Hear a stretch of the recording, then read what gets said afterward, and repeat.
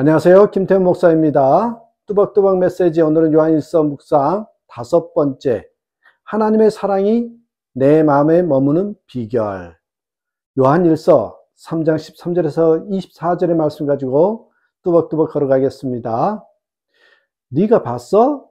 네가 해봤어? 직접 보지 않았으면 전하지 말라는 것입니다. 직접 해보지 않았으면 안 된다고 말하지 말라는 것입니다.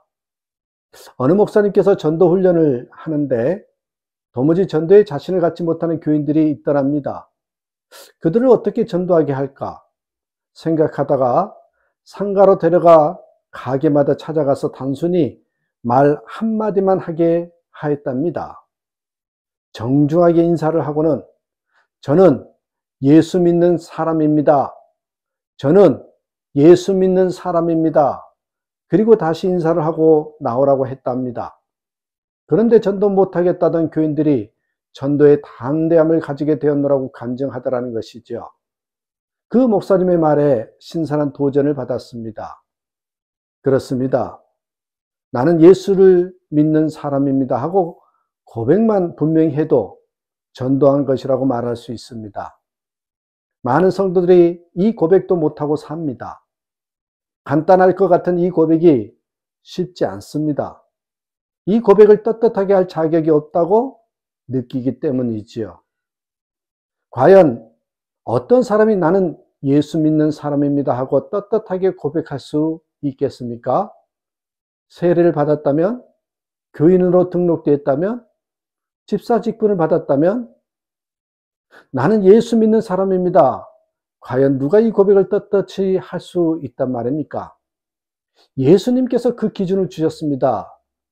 요한복음 13장 35절에 너희가 서로 사랑하면 이로써 모든 사람이 너희가 내 제자인 줄 알리라. 서로 사랑하라. 이것이 나는 예수 믿는 사람입니다 라고 말할 수 있는 기준입니다. 실제로 사랑하지 못하면 나는 예수 믿는 사람입니다 하고 떳떳하게 고백할 수 없음을 느낍니다. 부부싸움 하고 나면 큐티 하기도 쑥스럽고 새벽기도 나오기도 쑥스럽습니다. 위선자, 그러고도 큐티할 수 있어? 기도만 하면 다야?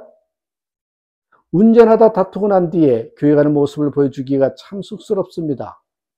사람들이 비웃는 것을 느낍니다. 목사는 더 하겠지요. 그렇다면 어떻게 하면 하나님의 사랑이 내 마음에 머무를 수 있을까요? 자, 먼저 어려운 일을 돕는 것입니다. 어려운 사람을 돕는 것이에요. 요한일서 3장 17절에 누구든지 세상 재물을 가지고 있으면서 자기 형제의 궁핍함을 보고도 마음문을 닫고 도와주지 않으면 어떻게 하나님의 사랑이 그 사람 속에 머물겠습니까? 이런 말씀이 있어요. 하나님의 사랑이 마음에 머물러 있는 것이 축복의 열쇠입니다. 정말 하나님께서 나를 사랑하시면 충분하지 않겠습니까? 그런데 어떤 사람에게 이런 일이 일어나느냐 하면 어려운 사람을 도울 때 그리 된다는 것입니다. 어려운 일을 돕는 것이 축복입니다. 어려운 이들을 위하여 헌금하자면 기쁘십니까? 여러분 어떠셔요? 18절 19절 보십시오. 자녀된 여러분, 우리는 말이나 혀로 사랑하지 말고 행동과 진실함으로 사랑합시다. 이렇게 함으로써 우리는 우리가 진리에서 났음을 얻게 될 것입니다. 또 우리는 하나님 앞에 확신을 가지게 될 것입니다. 하나님 앞에서 확신을 갖는 것이 축복의 열쇠입니다. 하나님은 살아계셔. 하나님은 나의 아버지이셔. 하나님은 나를 사랑하셔. 하나님은 나에게 복을 주셔. 확신이 생기면 문제가 될 것이 무엇이겠습니까? 그런데 이처럼 하나님 앞에서 확신 있는 삶을 사는 열쇠가 행함과 진실함으로 사랑하는 것이라고 말씀합니다. 사랑을 제일로 여기면 달라집니다. 20절, 우리가 마음에 가책을 받는다 하더라도 우리는 그러한 확신을 가지게 될 것입니다. 하나님은 우리 마음보다 크신 분이시고 또 모든 것을 알고 계시기 때문입니다. 지금은 가책을 받고 있는 정도이지만 반드시 확신을 가지게 될 것이라 하였습니다.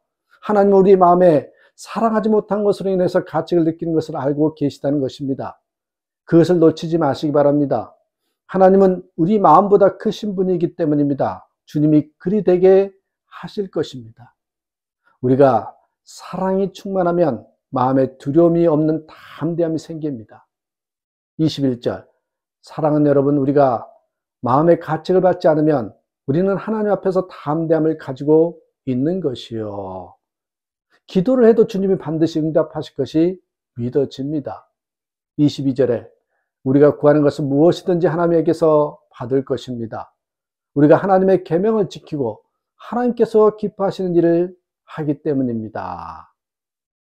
한 집사님이 미국 이민을 갔는데 사기를 당하여 돈을 다 잃어버리고 심지어 폭행도 당하며 마음의 분노와 미움, 좌절감으로 가득한 삶을 살았습니다. 그런데 공부 잘하던 두 아들마저 방황하며 제대로 대학에 진학하지 못하게 되었습니다. 미움의 영이 이렇게 무섭습니다. 모든 것이 다 무너져 버린 것 같은 위기감에 집사님 내에는 하나님을 찾기 시작하였습니다.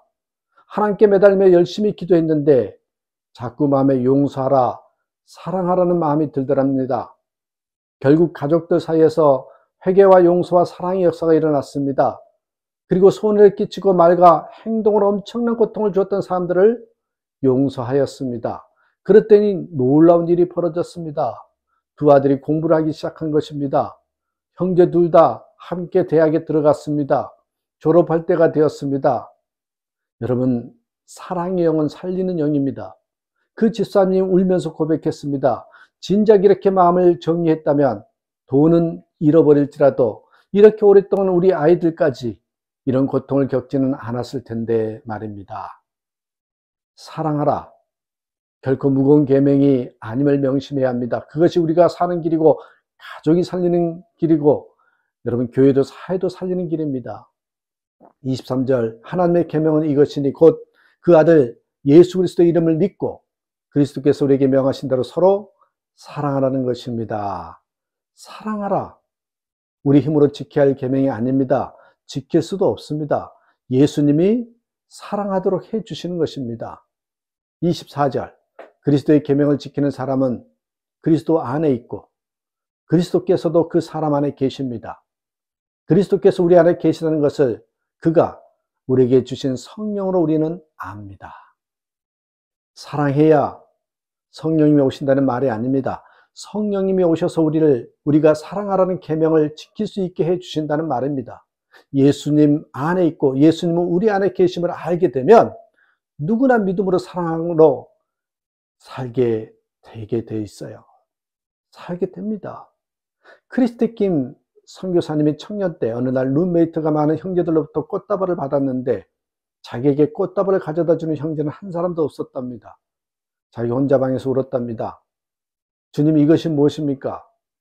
그때 주님이 음성을 듣게 되었는데 창밖을 보라. 무엇이 보이느냐? 가로수가 보입니다. 이것이 내가 너에게 주는 선물이다. 황홀하더랍니다. 이 세상에 가로수를 선물로 받은 사람이 있더냐?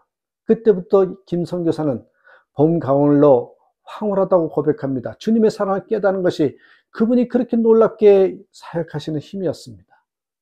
예수님을 마음에 모시고 사는 우리의 인생은 너무나 단순하고 명확합니다. 하나님께서 나를 사랑하신다. 나도 모든 일을 사랑하며 살 거야. 그러나 이런 역사가 일어나기를 기다리기만 해서는 안 됩니다. 주님을 바라보며 주님의 말씀에 귀를 기울이면서 기다려야 주님이 역사하시는 것입니다. 하나님의 사랑이 머무는 비결, 여러분 서로 사랑하는 것입니다. 이 사랑이 충만하는 저와 여러분 되시길 주님의 이름으로 축복합니다. 감사합니다.